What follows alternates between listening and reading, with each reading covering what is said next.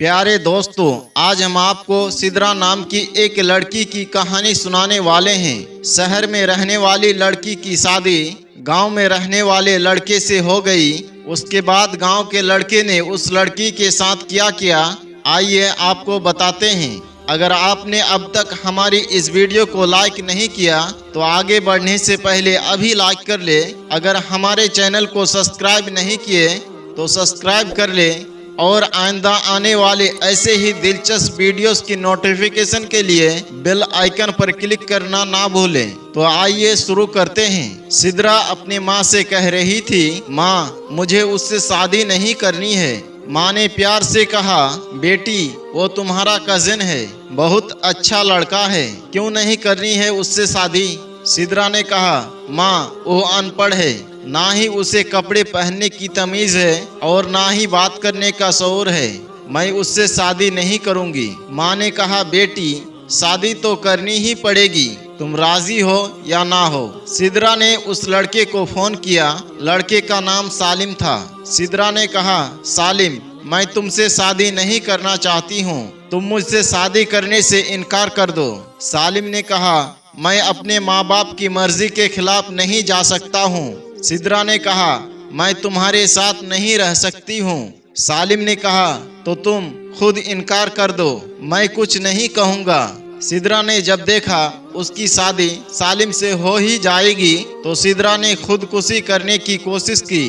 उसे अस्पताल ले जाया गया और डॉक्टर ने इलाज करके उसकी जान बचा ली। सिद्रा ने अपने माँ के सामने हाथ जोड़कर कहा, माँ मुझ पर रहम करो, मैं उस जाहिल गवार इंसान के साथ नहीं रह सकती, वो भी गांव में। माँ ने कहा, बेटी सोच लो, हम सब जानते हैं कि वो लड़का बहुत अच्छा है, क्या हुआ अगर इतना ज्यादा पढ़ा लिखा नहीं है, अगर वो गांव में रहता है तो क्या हुआ, वो बहुत अच्छा लड़का है।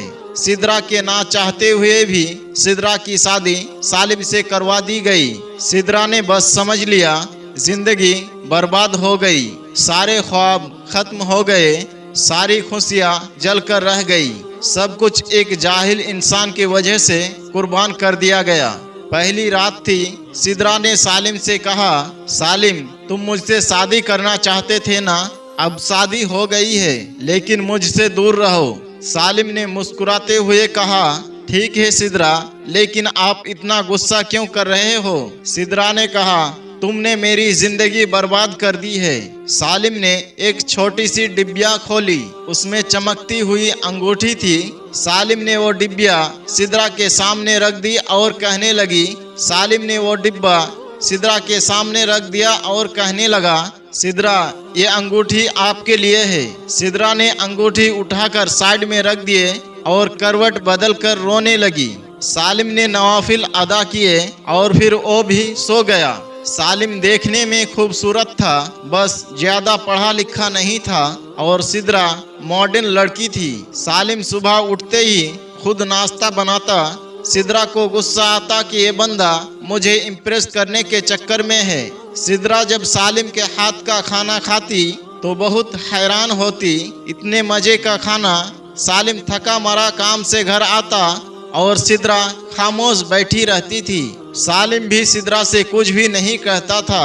घर आता, खाना बनाता, सिद्रा को खाना देता, खुद खाना खाता, लेकिन सिद्रा पत्थर दिल थी शायद। ना वो घर की साफ सफाई करती थी और ना ही सालिम के कपड़े साफ करती थी। सालिम अपने सारे काम खुद करता। साल गुजर गया। सालिम सिद्रा की हर बात बर्दाश्त करता रहा। सिद्रा को लगता कैसा अनपढ़ इंसान पल्ले पड़ गया है। सालिम जो एक मर्द था, वो औरत पर हाथ उठाना मर्द के शान के खिलाफ समझता था। सालिम ने एक दिन कहा, सिद्रा तुम अपना ख्याल क्यों नहीं रखती पागल, देखो तुम्हारा रंग कितना फीका पड़ गया है, तुम्हारे बाल देखो कितने रूठे हो गए हैं। सालिम सिद्रा के पास बैठ गया। सालिम सिद्रा को 1 साल के बाद पहली बार छुआ था। सालिम सिद्रा के बालों में तेल लगाने लगा। सिद्रा ने कहा, छोड़ दो मुझे। सालिम ने कहा, नहीं छोड़ूंगा।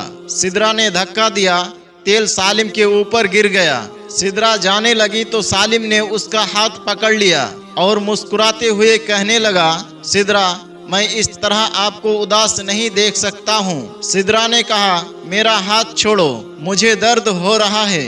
सालिम ने पास बैठाया, सिद्रा के सर पर तेल लगाया, फिर चेहरे पर क्रीम लगाया और फिर मुस्कुराते हुए कहा, चुड़ैल जाओ अब नहा लो और वो गुलाबी वाला सूट पहनो, आज मैं तुम्हारी फेवरेट बिरयानी तैयार करता हूँ। सिद्रा हैरान थी, मेरे इतना गुस्सा करने के बाद भी वो मुझे इतना प्यार करता है। सिद्रा के चेहरे पर अजीब सी चमक थी। सिद्रा ने अपनी सहेली को कॉल की और कहा, यार सालिम ने आज मेरे साथ ऐसा ऐसा किया। उसकी सहेली ने कहा, सालिम एक बहुत अच्छा इंसान है, उसकी कदर करो। सिद्रा ने कहा, वो दिखावा कर रहा है। उसके दोस्त ने कहा, सिद्रा किस्मत वालों को ऐसे शौहर मिलता है, ऐसे हम सफर बहुत मुश्किल से मिलते हैं। इतने में सालिम की आवाज आई, जहां पनाह खाना तैयार है, आ जाओ।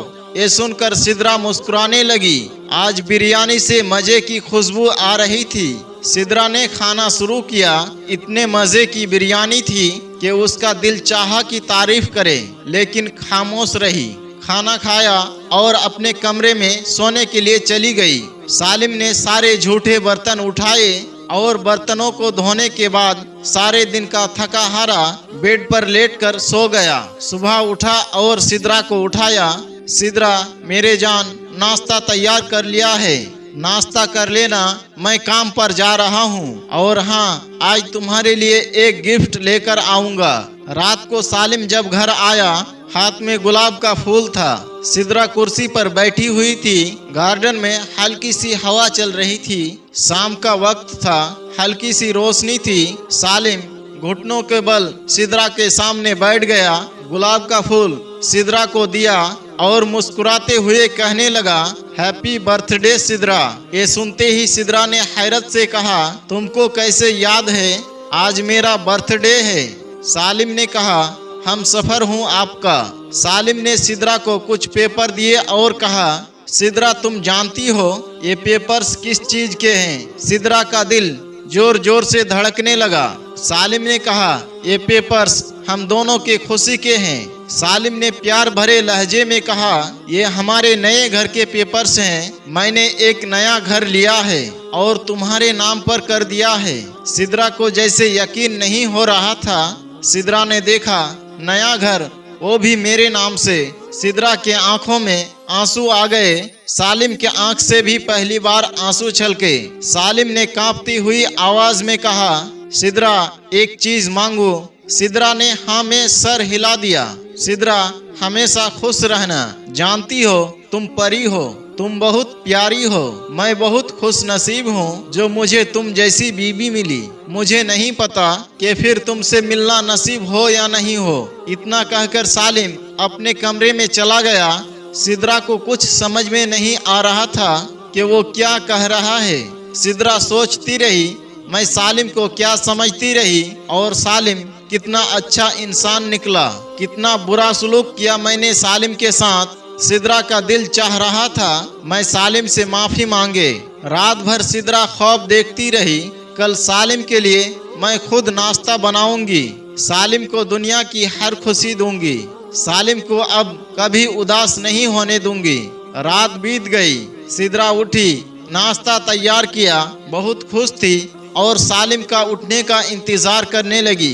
काफी वक्त गुजर गया, सालिम ना उठा। सिद्रा उसके कमरे में गई और मोहब्बत से आवाज देने लगी, सालिम उठ जाएं, मैंने आज आपके लिए नाश्ता तैयार किया है। सालिम करवट लिए सोया रहा। सिद्रा ने मोहब्बत से सालिम को छुआ तो देखा कि सालिम का जिस्म ठंडा पड़ चुका था। सिद्रा ने आगे बढ़कर देखा तो सालिम के बिस्तर पर खून पड़ा था, उसके मुंह से भी खून निकल रहा था। सिद्रा चीखने लगी, जोर जोर से आवाजें देने लगी, सालिम उठो, सालिम उठ जाओ, ये क्या हो गया तुम्हें? सिद्रा की आवाज को सुनकर पूरे मोहल्ले वाले इकट्ठा हो गए। सालिम को फौरन अस्पताल ले जाया गया। डॉक्टर्स ने उसे चेक किया और कहा, मैंने कहा था ना इसे अपना ख्याल रखना, अपना इलाज ठीक से करवाना, किसी को साथ लेकर आया करो। लेकिन शायद ये जीना ही नहीं चाहता था।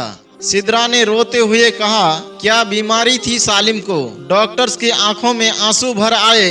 सालिम को पिछले 1.5 साल से ब्लड कैंसर था। मुझे अक्सर वो कहा करता था, डॉक्टर साहब मैं किसके लिए जीऊं? मेरा अपना कोई नहीं है, कोई नहीं जिसे मैं अपना कहूं, कोई नहीं जो मेरे घर पर इंतजार करे, कोई नहीं है जो मुझसे मोहब्बत से पूछे आज तुम्हारे दिन कैसे गुजरा। आप थक गए होंगे, चलिए मैं आपका सर दबा दूं। रात में कमरे में अकेला तड़पते हुए, लेकिन कोई नहीं जो मेरे दर्द को समझे। ये सब सुनते ही सिद्रा जमीन पर गिर गई। सालिम, ये तुमने क्या कर दिया? सालिम, मुझे माफ कर दो, मैं पागल हो गई थी। सालिम, ना जाओ, मुझे छोड़कर ना जाओ। सालिम, मैं तुम्हारे बिना मर जाऊंगी। सालिम, वापस आ जाओ। सालिम की लाश सामने पड़ी थी। सिद्रा सालिम के चेहरे को हाथों में लेकर चीख चीख कर रो रही थी, लेकिन शायद अब मोहब्बत करने का वक्त खत्म हो चुका था। सालिम तो बस इतना कहता था, किसी के जज्बात से मत खेलो, किसी को इतना मत सताओ कि वो मर जाए। जब मियाँ बीबी एक दूसरे को समझने की कोशिश करेंगे तो जिंदगी आसान हो जाएगी। किसी की कद्र करनी है तो उसकी जिंदगी में करो, क्योंकि बाद में पछताने के सिवा कुछ भी नहीं होगा। दोस्तों, उम्मीद करते हैं कि आज की ये वीडियो आपको जरूर पसंद आई होगी। इस दर्द भरी कहानी के बारे में आपका क्या राय है, कमेंट बॉक्स में जाकर जरूर कमेंट करें। और साथ ही आपसे ये भी गुजारिश है, इस वीडियो को अपने दोस्त अहबाब के साथ भी ज़्यादा से ज़्यादा शेयर करें, ताकि हम सबको रिश्तों की अहमियत का अंदाज़ा लग जाए।